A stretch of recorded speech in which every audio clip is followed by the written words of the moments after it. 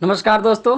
अगर आप लोग भी इस बार मैट्रिक का फाइनल एग्ज़ाम 2026 में देने वाले हैं तो आप सबके लिए हम सोशल साइंस का 80 मोस्ट इम्पॉर्टेंट क्वेश्चन लाए हैं, जो किताब से चुनकर लाए। तो इसको बहुत अच्छे तरीके से आप लोग याद कर लेते हो या रिवाइज कर लेते हो तो काफ़ी अच्छे नंबर आप लोग को सोशल साइंस में ला सकते हो। क्योंकि मैं जब भी 80 या 100% गेस करके बताता हूं तो बहुत ही लाभदायक वीडियो रहता है। तो पेपर में यहाँ से बहुत सारे क्वेश्चन आ सकते हैं या पूछता है, तो अगर आप लोग भी इस वीडियो को डाउनलोड कर लेते हैं तो आपके लिए बेहतर होता है।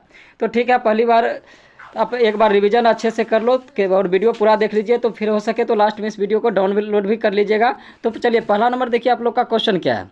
तो देखिए, पहला नंबर का जो आप लोग का क्वेश्चन है कि नई आर्थिक नीति किसने लागू की थी। नई आर्थिक नीति किसने लागू की थी? तो ऑप्शन आप लोग का है लेनिन, मेटरनिक, बिस्मार्क और स्टालिन। तो याद रखिएगा दोस्तों, नई आर्थिक नीति जो है किसने लागू किया था? तो लेनिन ने लागू किया था। तो ऑप्शन नंबर हमारा क्या हो जाएगा? ए राइट हो जाएगा। चलिए अगला क्वेश्चन हम देखते हैं। अगला हमारा क्वेश्चन देखिए क्या है। अगला क्वेश्चन है ऑल इंडिया मुस्लिम लीग की स्थापना कब हुई थी? ऑल इंडिया मुस्लिम लीग की स्थापना कब हुई थी? तो याद रखिएगा साथियों, ऑल इंडिया मुस्लिम लीग की जो स्थापना हुई थी 1906 ईस्वी में हुई थी। अगला क्वेश्चन है ब्रिटिश सरकार ने गांधी जी को क्या उपाधि दी थी? ब्रिटिश सरकार ने गांधी जी को क्या उपाधि दी थी? तो याद रखिएगा केसर ए हिंद का उपाधि दिया गया था महात्मा गांधी जी को। अगला क्वेश्चन है काली मिट्टी कहाँ पाई जाती है? तो याद रखिएगा साथियों, बहुत ही ज़्यादा इंपॉर्टेंट क्वेश्चन है कि काली मिट्टी कहाँ पाई जाती है। तो याद रखिएगा महाराष्ट्र में काली मिट्टी पाई जाती है। चलिए अगला क्वेश्चन देखते हैं। देखिए अगला क्वेश्चन आप लोग का क्या है। तो निम्न में से कौन भारत में सबसे अधिक चाय निर्यातक पतन है? निम्न में से कौन भारत में सबसे अधिक चाय निर्यातक पतन है? तो याद रखिएगा दोस्तों, यानी क्या हो जाएगा आपका आंसर? कोलकाता हो जाएगा। अगला हो जाएगा कौन सा शिपयार्ड भारत के लिए युद्धपोत बनाता है? कौन सा शिपयार्ड भारत के लिए युद्धपोत बनाता है? तो याद रखिएगा साथियों, यानी माझगांव। क्या हो जाएगा? Option number A right answer हो जाएगा। चलिए अगला क्वेश्चन देखिए क्या है। अगला क्वेश्चन बहुत ही ज़्यादा इंपॉर्टेंट क्वेश्चन है और बहुत बार क्वेश्चन पूछा भी गया है। चलिए देखिए क्वेश्चन क्या है। निम्न में से क्या क्षेत्रवाद की भावना का एक कुपरिणाम है? निम्न में से क्या क्षेत्रवाद की भावना का एक कुपरिणाम है? तो याद रखिएगा दोस्तों, क्या हो जाएगा आंसर? अलगाववाद हो जाएगा। चलिए बहुत ही अच्छा, अगला क्वेश्चन देख लेते हैं क्या है। देखिए अगला क्वेश्चन क्या है।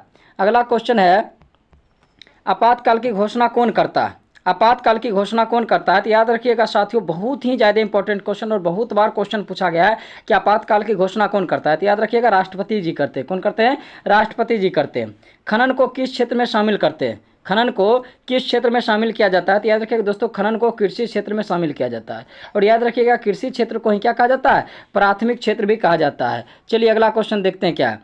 देखिए अगला क्वेश्चन क्या है। कौन सी आर्थिक क्रिया ग्रामीण क्षेत्रों में प्रमुख है? कौन सी आर्थिक क्रिया ग्रामीण क्षेत्रों में प्रमुख है? तो गांव में क्या होता है? जैसे जैसे खेती होता है, यानी कृषि क्षेत्र होता है। कृषि क्षेत्र को अभी तुरंत बतलाए थे, क्या कहा जाता है? प्राथमिक क्षेत्र कहा जाता है। तो यानी कौन सी आर्थिक क्रिया ग्रामीण क्षेत्रों में प्रमुख है? तो जल्दी से आप लोग बताइए, तो क्या हो जाएगा आंसर? यानी प्राथमिक क्षेत्र। नहीं, ऑप्शन नंबर हमारा ए राइट हो जाएगा।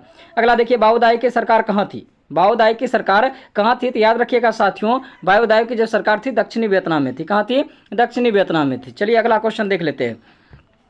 देखिए अगला क्वेश्चन क्या है। वियना सम्मेलन की मेजबानी किसने की थी? वियना सम्मेलन की मेजबानी किसने की थी? तो याद रखिएगा साथियों, वियना सम्मेलन की जो मेजबानी किए थे मेटरनिक ने किए थे। किसने किए थे? मेटरनिक ने। अगला है वर्नाकुलर प्रेस एक्ट किसने पारित किया था? तो याद रखिएगा साथियों, वर्नाकुलर प्रेस एक्ट जो है लॉर्ड लिटन ने पारित किया था। किसने किया था? लॉर्ड लिटन ने पारित किया था। चलिए अगला क्वेश्चन देखिए क्या है।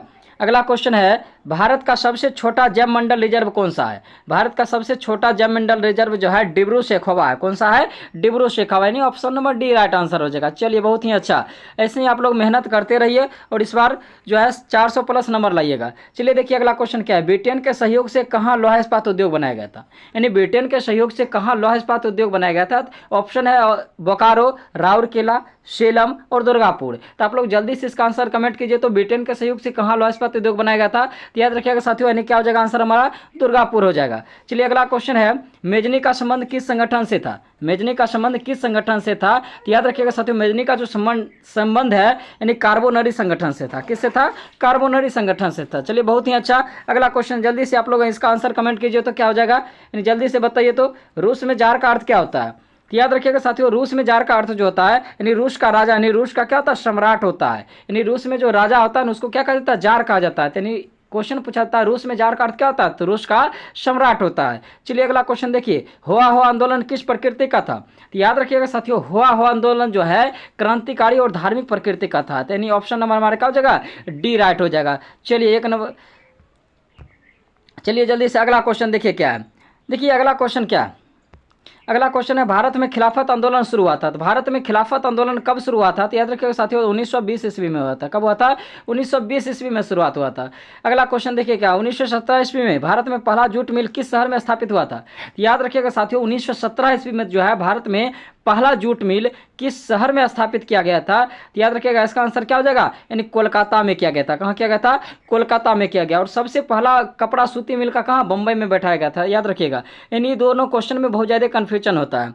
चलिए अगला क्वेश्चन देखिए क्या है, पूंजीपति वर्ग के द्वारा किस वर्ग का शोषण हुआ था? यानी पूंजीपति वर्ग के द्वारा किस वर्ग का शोषण हुआ था? तो ऑप्शन है श्रमिक वर्ग, मध्यम वर्ग और कृषक वर्ग। तो याद रखिएगा दोस्तों पति वर्ग के द्वारा जो है यानी उपरोक्त सभी यानी मध्यम वर्ग का भी शोषण हुआ था, श्रमिक वर्ग का भी शोषण हुआ था और कृषक यानी किसान लोग का भी शोषण हुआ था। चलिए देखिए अगला क्वेश्चन है, प्राचीन काल में किस स्थल मार्ग से एशिया और यूरोप का व्यापार होता था? यानी प्राचीन काल में किस स्थल मार्ग से एशिया और यूरोप का व्यापार होता था? तो चलिए इसका आंसर क्या हो जाएगा, यानी रेशम मार्ग से। और ऑप्शन नंबर हमारा क्या हो जाएगा, बी राइट हो जाएगा। चलिए बहुत ही अच्छा, ऐसे ही आप लोग बहुत मेहनत करते रहिए। चलिए अगला क्वेश्चन देखिए क्या है, गुटेनबर्ग ने सर्वप्रथम किस पुस्तक की छपाई की थी? तो याद रखिएगा साथियों बहुत ही ज़्यादा इंपॉर्टेंट क्वेश्चन है कि गुटेनबर्ग ने सर्वप्रथम पुस्तक की छपाई की थी, तो बाइबल की थी। किसकी की थी? बाइबल की थी। ऑप्शन नंबर हमारा डी राइट आंसर हो जाएगा। चलिए बहुत ही अच्छा, अगला क्वेश्चन देखिए क्या है, अगला क्वेश्चन है, राष्ट्रपिता के नाम से किसे जाना जाता है? राष्ट्रपिता के नाम से किसे जाना जाता है? तो याद रखिएगा दोस्तों महात्मा गांधी जी को जाना जाता है। नहीं option number B right answer हो जाएगा। कौन सा सामाजिक वर्ग बुद्धिजीवी वर्ग के रूप में उभर कर आया था? नहीं हमारा अगला प्रश्न क्या है, कौन सा सामाजिक वर्ग जो है बुद्धिजीवी वर्ग के रूप में उभर कर आया था? तो इसका आंसर क्या हो जाएगा, यानी दोस्तों याद रखिएगा मध्यम वर्ग। क्या हो जाएगा? मध्यम वर्ग। चलिए बहुत ही अच्छा, जल्दी से अगर वीडियो अच्छा लग रहा हो तो जल्दी से वीडियो को लाइक कर दीजिएगा। चलिए मिलते हैं, चलिए जल्दी से इसका आंसर को जल्दी से आंसर दीजिए। क्या यूरोपीय सभ्यता का पालना किसे कहा जाता है? तो याद रखिएगा साथियों यूरोपीय सभ्यता को जो पालना कहा जाता है यानी यूनान को कहा जाता है। यानी ऑप्शन नंबर हमारा क्या हो जाएगा, डी राइट आंसर हो जाएगा। चलिए बहुत ही अच्छा, ऐसे ही आप लोग मेहनत करते रहिए। चलिए देखिए 1917 की पहली रूसी क्रांति के समय किस जार का शासन था? यानी 1917 की रूसी क्रांति के समय किस जार का शासन था? तो याद रखिएगा साथियों क्या हो जाएगा, निकोलस द्वितीय का शासन था। चलिए बहुत ही अच्छा, ऐसे ही आप लोग मेहनत करते रहिए और जल्दी से ठकाठक इस वीडियो को लाइक कर दीजिए, ठोक दीजिए लाइक को। चलिए देखिए वियतनाम में रहने वाले फ्रांसीसी नागरिक को क्या कहा जाता था? बहुत ही हलवा प्रश्न है कि वियतनाम में रहने वाले फ्रांसीसी नागरिक को क्या कहा जाता था? तो याद रखिएगा साथियों कोलोन कहा जाता था। क्या कहा जाता था? कोलोन कहा जाता था। अगला है, किस खनिज को उद्योगों की जननी माना जाता है? तो याद रखिएगा साथियों किस खनिजों को उद्योगों की जननी माना जाता है? यानी लोहा को उद्योगों की जननी माना जाता है। नहीं सभी काम में हम किसका प्रयोग करते हैं? ज़्यादा से ज़्यादा लोहा का प्रयोग करते हैं, नहीं लोहा का प्रयोग करते हैं। तो लोहा को ही क्या है, खनिज उद्योगों की जननी माना जाता है। चलिए बहुत ही अच्छा, अगला का प्रश्न देखते हैं। अगला प्रश्न क्या है, चलिए देखिए अगला प्रश्न क्या है। अगला प्रश्न है, भारत में किस प्रकार की कृषि की प्रधानता है? तो याद रखिएगा साथियों भारत में जो है जीवन निर्वाह कृषि की प्रधानता है। अगला है, चलिए देखिए अगला पॉलिटिकल साइंस से क्वेश्चन है। क्या है क्वेश्चन कि इनमें से सत्ता की साझेदारी का एक सही लाभ क्या है? चलिए ऑप्शन देखते हैं क्या है, अस्थिरता एवं आंतरिक कलह में बढ़ोतरी, मतभेदों में वृद्धि, समुदायों के मध्य टकराव में कमी और निर्णय लेने की प्रक्रिया में आवश्यक विलंब। क्या हो जाएगा इसका आंसर? जल्दी से आप लोग कमेंट कीजिएगा। यानी सत्ता के साझेदारी का सही लाभ क्या होता है? तो याद रखिएगा साथियों बहुत ही सोलो आंसर है कि समुदायों के मध्य क्या होता है, टकराव में कमी हो जाता है। नहीं ऑप्शन नंबर हमारा क्या हो जाएगा, सी राइट आंसर हो जाएगा। चलिए बहुत ही अच्छा, अगला क्वेश्चन देखिए क्या है, नगर निगम के मुख्य प्रशासक को क्या कहा जाता है? नगर निगम के मुख्य प्रशासक को याद रखिएगा साथियों क्या कहता है, नगर आयुक्त कहा जाता है। क्या कहा जाता है? नगर आयुक्त कहा जाता है। जीवन की भौतिक गुणवत्ता का सूचक क्या है? याद रखिएगा साथियों जीवन की भौतिक गुणवत्ता का सूचक जो है यानी जीवन प्रत्याशा है, शिशु मृत्यु दर है और मौलिक साक्षरता है। नहीं इसका आंसर क्या हो जाएगा, तो ऑप्शन नंबर डी यानी राइट आंसर हो जाएगा इनमें से सभी। चलिए बहुत ही अच्छा, अगला प्रश्न देखिए क्या है। अगला प्रश्न याद रखिएगा यानी मुद्रा के प्रमुख कार्य क्या है? तो हम चिल्ला चिल्ला के आप लोग को बतलाए थे कि मुद्रा के प्रमुख कार्य क्या है। तो मुद्रा के हैं 4 कार्य महान, माध्यम, मापन, संचय, भुगतान। तो देखिए क्या है यानी विनिमय का माध्यम दिया हुआ है, मापक दिया हुआ है, संचय दिया हुआ, भुगतान नहीं दिया हुआ। यानी इसका आंसर क्या हो जाएगा, इनमें से सभी यानी राइट आंसर डी हो जाएगा। चलिए बहुत ही अच्छा, अगला क्वेश्चन देखिए क्या है। देखिए अगला क्वेश्चन क्या है। अगला क्वेश्चन है, जब हम लैंगिक विभाजन की बात करते हैं तो हमारा अभिप्राय क्या होता है? यानी जब हम लैंगिक विभाजन की बात करते हैं तो हमारा अभिप्राय क्या होता है? तो याद रखिएगा दोस्तों समाज के द्वारा जो है ना स्त्री और पुरुषों को असमान भूमिका दिया जाता है, यही को हम क्या कहते हैं, लैंगिक विभाजन कहते हैं। यानी हमारा आंसर नंबर क्या हो जाएगा, बी राइट आंसर हो जाएगा। चलिए देख लीजिए आप लोग जल्दी से फटाक दबर ठकाठक लाइक ठोकते चलिए, लाइक को ठोकते चलिएगा। चलिए अगला देखिए, निम्नलिखित में कौन संघ राज्य की विशेषता नहीं है? निम्नलिखित में कौन संघ राज्य की विशेषता नहीं है? तो देखिए ऑप्शन हम देख लेते हैं क्या है। तो ऑप्शन है लिखित संविधान, शक्तियों का विभाजन, इकहरी शासन व्यवस्था और सर्वोच्च न्यायालय। यानी संघ राज्य की विशेषता कौन सी नहीं है? तो याद रखिएगा दोस्तों, इकहरी शासन व्यवस्था जो है इसमें संघ राज्य की विशेषता नहीं है। यानी ऑप्शन नंबर हमारा क्या हो जाएगा? सी राइट आंसर हो जाएगा। चलिए बहुत ही अच्छा। अगला है, बिहार में संपूर्ण क्रांति का नेतृत्व जो है ना किसने किया था? तो याद रखिएगा साथियों, बिहार में संपूर्ण क्रांति का नेतृत्व यानी जयप्रकाश नारायण जी ने किए थे। किसने किए थे? जयप्रकाश नारायण जी किए थे। इस इन्हीं को क्या बोला जाता है? जेपी भी बोला जाता है, जेपी शाह। चलिए अगला क्वेश्चन देखिए क्या है। देखिए आप लोग अगर अभी से भी मेहनत करते हैं तो बहुत ज़्यादा आपका नंबर आ सकता है। बस आप रेगुलर जो है ना वीडियो को देखते रहिए और याद करने की कोशिश कीजिए। नहीं भी याद हो रहा है तो बस लगातार क्या है, देखते रहिए। और देखने से क्या होगा, आपको लोग का दिमाग में जो है ना सारा क्वेश्चन फिट हो जाएगा। वहाँ ऑप्शन पढ़ते हैं सब क्वेश्चन का आंसर क्या आ जाएगा। तो जल्दी से वीडियो को लाइक ठोक दीजिए और अपने दोस्तों में जरूर इस वीडियो को शेयर करिएगा, ठीक। चलिए अगला क्वेश्चन देखिए क्या है। क्वेश्चन है, इनमें से कौन सी एक बात लोकतांत्रिक व्यवस्थाओं के अनुरूप नहीं है? कौन सी एक बात जो है लोकतांत्रिक व्यवस्थाओं के अनुरूप नहीं है? चलिए ऑप्शन हम पढ़ लेते हैं। देखिए क्या है, कानून के समक्ष समानता, स्वतंत्र और निष्पक्ष चुनाव, उत्तरदायी शासन व्यवस्था और बहुसंख्यकों का शासन। तो याद रखिएगा इसमें से आंसर इसका क्या हो जाएगा? जल्दी से आंसर आप लोग क्लिक कीजिए। तो यानी कौन सी एक बात लोकतांत्रिक व्यवस्थाओं के अनुरूप नहीं है? तो यानी आंसर हो जाएगा क्या? बहुसंख्यकों का शासन, बहुसंख्यकों का शासन। चलिए देखिए, इनमें से कौन राष्ट्रीय दल नहीं है? राष्ट्रीय दल नहीं है तो जल्दी से बताइए इनमें से कौन राष्ट्रीय दल नहीं है? ऑप्शन है जनता दल यूनाइटेड, डीएमके और क्या है?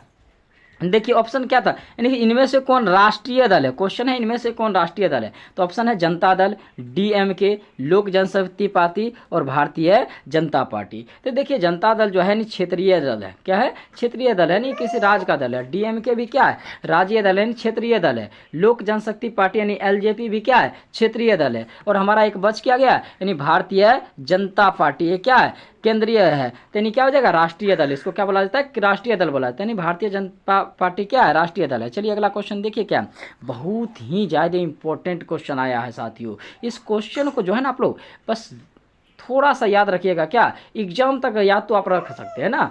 हाँ, तो बहुत ही उम्मीद करते हैं कि आप लोग एग्जाम तक बस याद रखिएगा, उससे के बाद जो है ना आप भूल जाइएगा, ठीक है। चलिए देखिए क्वेश्चन क्या है कि लोकतंत्र का प्राण किसे कहा गया है? तो याद रखिएगा साथियों, लोकतंत्र का प्राण जो है यानी राजनीतिक दल को कहा जाता है। किसको कहा जाता है? राजनीतिक दल को कहा जाता है। अगला क्वेश्चन है, शासा नगर का विकास हुआ था। शासा नगर का विकास जो हुआ था याद रखिएगा साथियों, मध्य युग में हुआ था। कब हुआ था?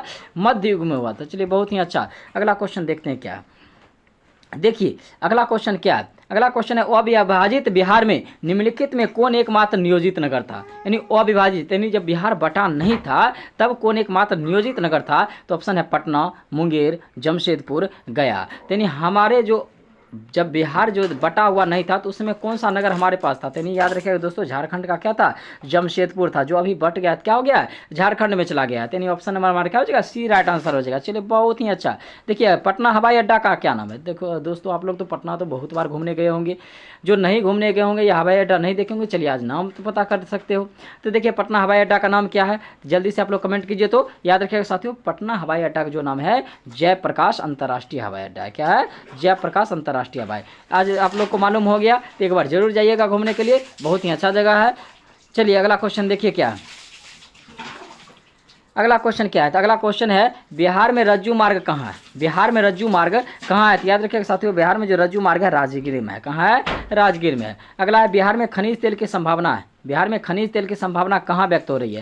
तो याद रखिएगा साथियों, बिहार में जो है ना खनिज तेल की संभावना जो है ना हिमालय क्षेत्र में विभाजित हो रही है। यानी क्या हो जाएगा? ऑप्शन नंबर हमारा ए राइट आंसर हो जाएगा। चलिए बहुत ही अच्छा। अगला क्वेश्चन देख लेते क्या है। अगला क्वेश्चन देखिए, निम्नलिखित में कौन मुद्रा का कार्य नहीं है? निम्नलिखित में कौन मुद्रा का कार्य नहीं है? तो याद रखिएगा साथियों, क्या हो जाएगा? उत्पादन हो जाएगा। यानी ऑप्शन नंबर हमारा क्या हो जाएगा? डी राइट आंसर हो जाएगा। अगला है, भारत का केंद्रीय बैंक कौन सा है? भारत का केंद्रीय बैंक कौन सा है? तो याद रखिएगा साथियों, भारत का जो केंद्रीय बैंक है रिजर्व बैंक ऑफ इंडिया है। कौन सा है? Reserve bank of India. यानी option number A right answer होगा। चलिए अगला क्वेश्चन देखिए क्या है। अगला क्वेश्चन देखिए क्या है, ऊर्जा का मुख्य स्रोत क्या है? तो याद रखिएगा साथियों, ऊर्जा का जो मुख्य स्रोत है यानी कोयला से भी ऊर्जा मिलता है, पेट्रोलियम से भी ऊर्जा मिलता है, विद्युत से भी ऊर्जा मिलता है और भी बहुत सारा जो है ऊर्जा मिलता है। यानी सूर्य से भी ऊर्जा मिलता है, बहुत सारा चीज़ है, पवन से भी ऊर्जा मिलता है, यानी इसका आंसर क्या हो जाएगा, इन्हीं में से सभी इनका राइट आंसर हो जाएगा। आर्थिक विकास संबंधित, यानी अगला हमारा क्वेश्चन क्या है, आर्थिक विकास जो है संबंधित किससे है। तो याद रखिएगा साथियों, आर्थिक विकास जो संबंधित है परिणात्मक परिवर्तन से है और गुणात्मक परिवर्तन से है। यानी हमारा ऑप्शन नंबर क्या हो जाएगा, सी राइट आंसर हो जाएगा, यानी ए और बी दोनों हो जाएगा। चलिए बहुत ही अच्छा।